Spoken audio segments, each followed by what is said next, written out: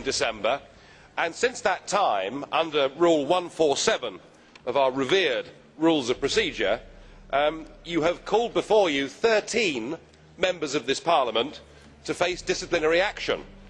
And it seems to me that this has been done on a pretty arbitrary basis. One of the ones that you called, Cathy Sinnott from our group, I doubt has ever shouted at anybody in her life. Another one of the members that you called to appear before the headmaster's study, an Austrian member, was actually in Frankfurt on the day, so he must have one hell of a voice, mustn't he? And I ask, why only 13? There were about 80 of us involved in these so-called disturbances. In fact, you named me yourself in the Conference of Presidents as being one of the causes of the trouble.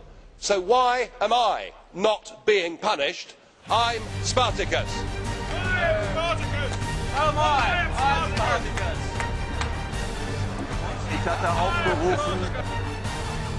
Tomorrow, 11:30, the Prime Ministers will sign a final treaty none of them have read. They sign a bundle of amendments they cannot even understand. Yesterday, the Danish Parliament refused a referendum on a treaty they have not read. They breached the Danish constitution. All negotiations in the IGC and the Linguistic Lawyers Group have been kept absolutely secret towards many members in this Parliament. First, they undo 2 referendums rejecting the constitution. Then they negotiate in secret and keep the content under a new name. The Lisbon Treaty will dissolve the existing EU, establish a new state with joint citizenship, legal personality and all tools of nation states. Most laws will be adopted by civil servants in secret. Democratic deficit will grow. My group proposed to cancel the signature until you have finally read the final text. Ich habe als Schüler in einem deutschen Gymnasium gelernt, dass im Reichstag der Weimarer Republik es eine Strategie gab, den politischen Gegner niederzuschreien, und zwar chorweise. Die Fraktion, die das dort eingeführt hat, war die Fraktion von Adolf Hitler. Heute habe ich mich daran erinnert gefühlt. Vielen Dank. Shouting down representatives of Parliament, Commission and Council during the signing ceremony was intolerable and must not be tolerated. It brings the worst of the football stadium into Europe's highest chamber and recalls the actions of the communists in the Russian Diet and the National Socialists in the German Reichstag. My formal request, Madam President, is this. My group demands that in future the Presidency use the powers granted to it under our rules of procedure to evict from the chamber members behaving in that fashion. Ne dramatisez pas trop. S'il y a 50 fous dans une salle, il y en a 700 qui sont contre, et ne faites pas une histoire d'État parce qu'il y a 50 débiles mentaux qui ont dérangé ce qui s'est passé tout à l'heure. Calmons-nous, calmons-nous, et Graham, ne demandons pas la sortie physique. Je crois qu'un Parlement libre est un Parlement qui supporte des fous, même s'ils sont désagréables.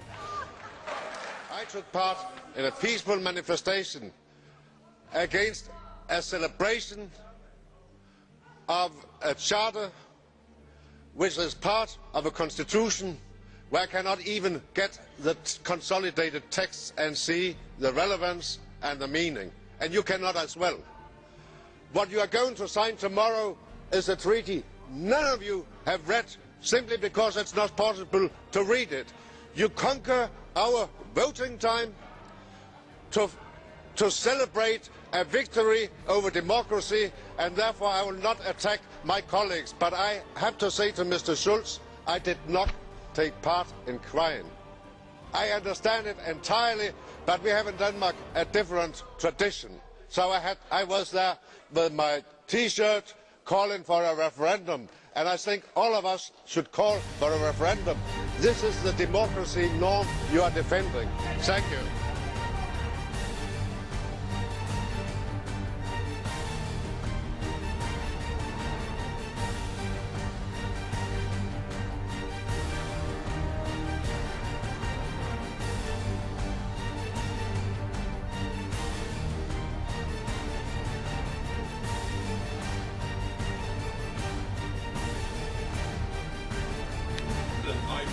Rule 170, paragraph 4, to make the point that this proposal that we're being asked to vote on gives the President of this Parliament such arbitrary and dictatorial powers that no one that believes in democracy would ever even consider it.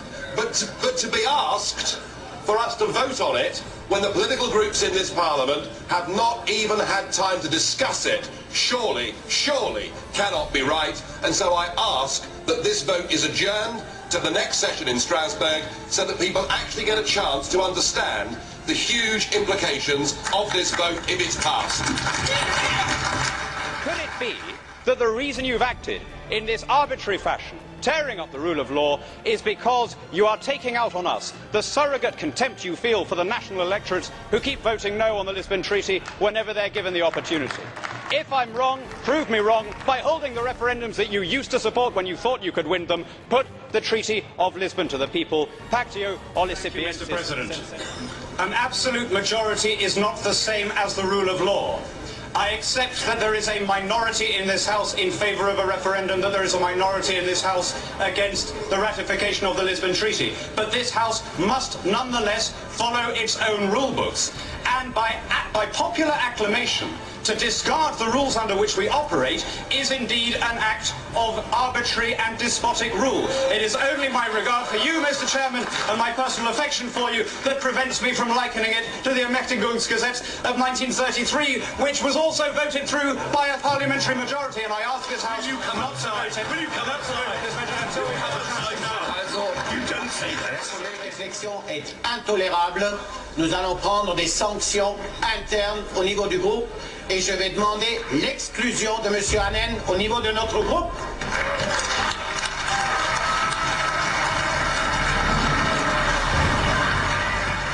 I'm surprised we have the front to call this a debate, because the Minister didn't tell us any of the substance of the negotiations. But of course there is no debate, is there? No debate in the national parliaments, no informed opinion in the press, no debate at all. And why? Because this whole treaty is being put together in secret. And that is being done because you don't want to involve the citizens of Europe. You're fearful that the more they find out about your grandiose plans, the more likely they are to vote no. And what's worse still is the downright dishonesty with which this whole process is being pursued.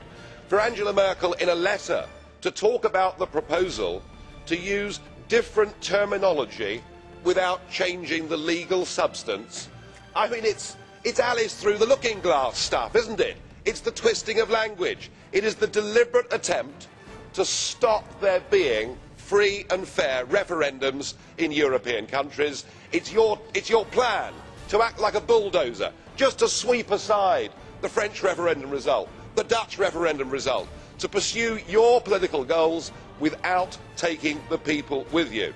Well, I've no doubt you think that you're going to get away with it.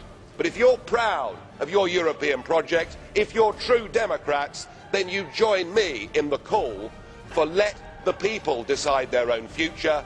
Don't foist it upon them.